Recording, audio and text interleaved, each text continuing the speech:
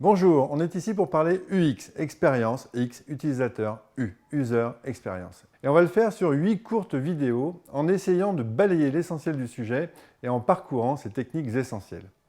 Mais pour commencer, je voudrais vérifier quelques points de détail pour être sûr que vous n'êtes pas tombé au mauvais endroit et que je ne vais pas vous bassiner avec des choses sans intérêt pour vous.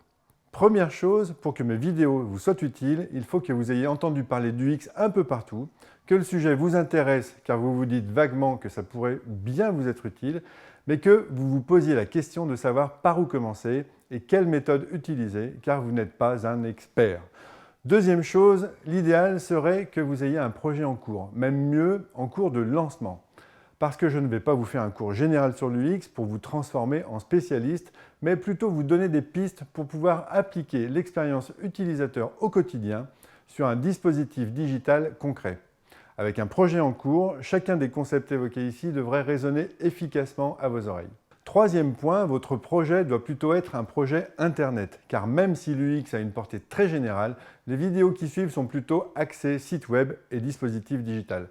Donc je récapitule, vous êtes intéressé par l'UX sans être un expert, vous avez un projet et l'essentiel de ce projet est, on va dire, digital. Si c'est le cas, ces vidéos sont faites pour vous et vous ne devriez pas vous ennuyer.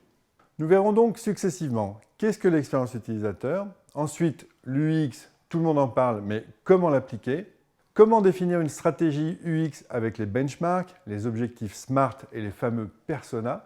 Nous verrons ensuite pourquoi less is more. Nous prendrons alors un peu de hauteur en parlant design d'interaction et architecture de l'information.